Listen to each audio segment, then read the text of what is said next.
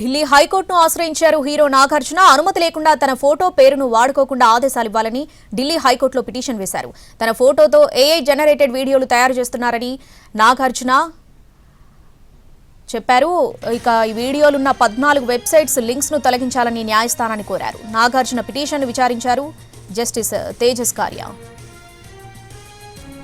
ఢిల్లీ హైకోర్టును ఆశ్రయించారు హీరో నాగార్జున. దీనికి సంబంధించి పూర్తి అప్డేట్స్ మా ప్రతినిధి రాజు అందిస్తారు లైవ్ లో. రాజు, ఎస్ రావని, తన పర్సనాలిటీ రైట్స్ను కాపాడాలంటూ నటుడు నాగార్జున ఢిల్లీ హైకోర్టును ఆశ్రయించారు. ముఖ్యంగా పలు వెబ్సైట్లలో, దాంతోపాటు యూట్యూబ్ ఛానళ్లలో అంటే తన పేరును ఉపయోగించడమే కాకుండా తన వీడియోలను కూడా ఏఐతో మరో రకంగా వాటిని జనరేట్ చేస్తూ, ఇంకోవైపు తన ఫోటోలను ఉపయోగిస్తూ కూడా కొన్ని వస్తువుల విషయంలో కావచ్చు, వేరువేరు అంశాల్లో వీటన్నిటిని ఉపయోగిస్తూ ఉన్నారు. సో ఖచ్చితంగా సెలబ్రిటీలకు సంబంధించినటువంటి పర్సనాలిటీ రైట్స్ను కాపాడాల్సినటువంటి అవసరం ఉంది. అంతేకాదు వీటిని మరో రకంగా ఉపయోగించడం అంటే వేరువేరు వెబ్సైట్లలో ఆయన పర్సనాలిటీని దిగజార్చే విధంగా కూడా ఉపయోగిస్తున్నటువంటి పరిస్థితులు ఉన్నాయి. ఖచ్చితంగా తన పర్సనాలిటీ రైట్స్ను కాపాడాలంటూ నటుడు నాగార్జున ఢిల్లీ హైకోర్టును ఆశ్రయించారు. అంతేకాదు దాదాపు 17 వెబ్సైట్లకు సంబంధించినటువంటి URL లింక్స్ను కూడా కోర్టుకు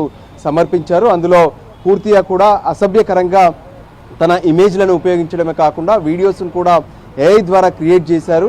సో ఇవన్నీ తన వ్యక్తిగత ప్రతిష్టకు భంగం కలిగించేలా ఉన్నాయనే విషయాన్ని కూడా ఆ కోర్టు దృష్టికి నాగార్జున తరపున వాదనలు వినిపించినటువంటి అడ్వకేట్ తీసుకెళ్లారు. ఈ కేసును మొత్తం కూడా high court justice Tejas Kariya case విచారణ జరిపారు. అంతేకాదు ఈ నాగార్జున విషయంలో ఖచ్చితంగా ఆయన పర్సనల్ రైట్స్ను కాపాడుతామనేటువంటి విషయాన్ని కూడా హైకోర్టు జస్టిస్ స్పష్టం చేశారు. మరికొద్దిసేపట్లో దీనికి సంబంధించినటువంటి ఆర్డర్ కూడా వచ్చే అవకాశం కనిపిస్తుంది. ప్రధానంగా గతంలో కూడా అంటే దీనికి సంబంధించి ఈ పర్సనాలిటీ రైట్స్ విషయంలో అభిషేక్ బచ్చన్, అమితాబ్ బచ్చన్, దాంతోపాటు ఐశ్వర్య రాయ్, అనిల్ కపూర్ లాంటి వాళ్ళు కూడా హైకోర్టును ఆశ్రయించారు.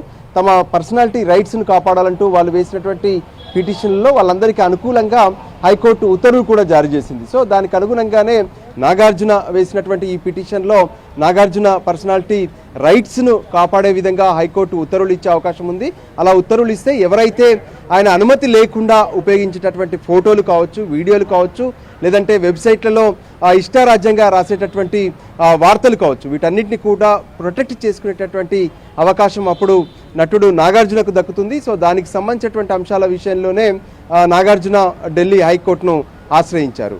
Shravani. Right Raju, thanks for the updates.